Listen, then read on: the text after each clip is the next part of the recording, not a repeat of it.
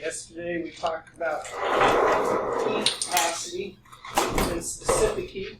So this will warm you up for calculations in lab a little bit. The temperature of a 15-gram sample of lead metal increases from 22 to 37 degrees upon the addition of 29 joules of heat. The specific heat of lead is, so if we totally forgot the specific heat formula, what can we do? Can't we just look at the labels? Absolutely. You can look at the units. And so here's something I'm going to tell you. Whenever you see this K, you can just turn that into a degree Celsius.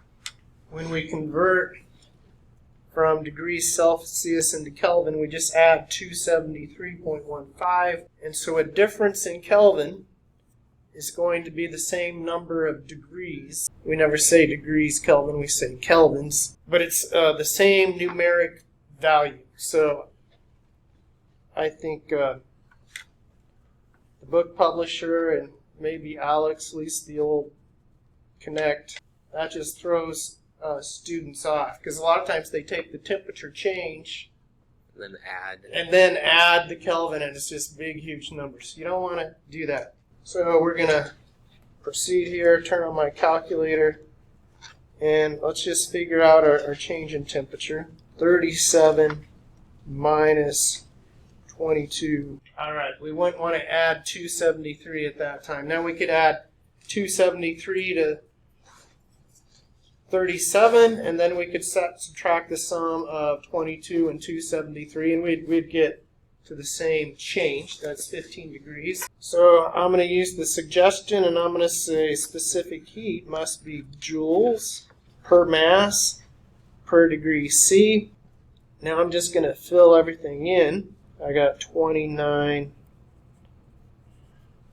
joules. We have a 15-gram sample of lead, and our temperature change is 15. So this all looks good. So 29, and the way I like to do it on my calculator,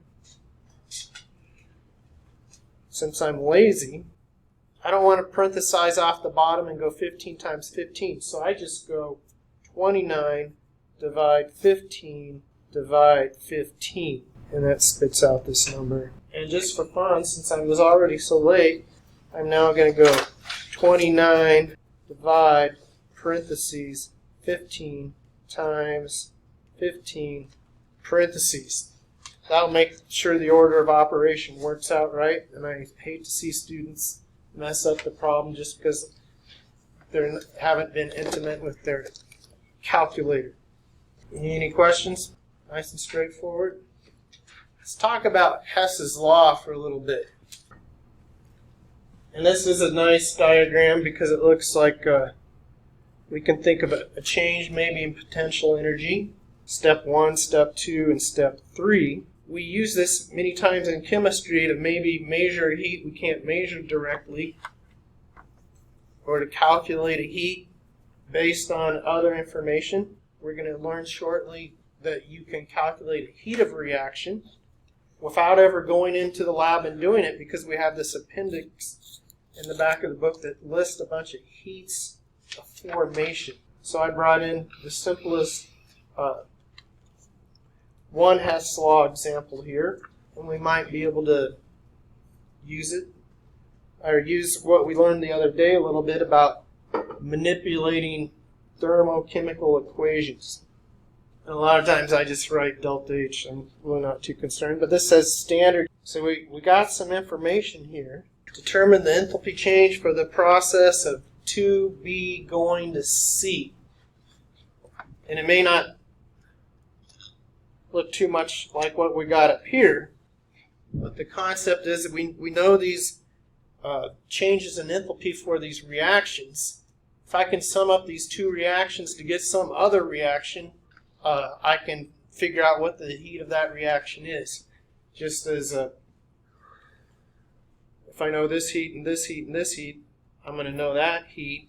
We could also say if I knew this total and I knew 1 and I knew 3 and I didn't know delta H2, I could figure out what delta H2 is by Subtraction. yeah, arithmetic. Or, you know, there might be times we might need to multiply an equation to get things to cancel or work out.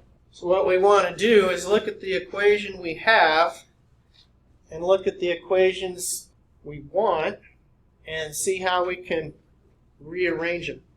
So I look at this and I see C as a product. So that means I'm going to write this equation just how it is. I'm going to go A, going to C, and I'm going to skip all the details like that. And then I'm going to look up here and I say 2B is a reactant B. There was a Freudian slip. My product 2B I need as a reactant. So I want to write 2B going to A. And what did we learn the other day if we write an equation, a thermochemical equation in the opposite direction? The sign changes. Yeah, the sign changes. So I look up here and I say instead of a positive, I'm now going to have a negative 456.7 kilojoules. These are all per mole. So it's kind of like algebra class where you add two equations. These are like equal signs. And there's two ways to think about it. Let me do it a way I never do it. So I can subtract A from both sides, make it go away. Normally, I like to do that up here. Doesn't matter where you do it. But now you'll see that we have what we're after. That was what we wanted here. So we manipulated some thermochemical equations to get some other one that we needed. Maybe I'll go back and put all my details. So now I just sum these up. A negative 22.1 summed with a negative 456.7. And let me not mess that up. There is our 15-minute class on Hess's law. We'll see it in the PowerPoint presentation on Monday. Any questions? All right, let's take the quiz.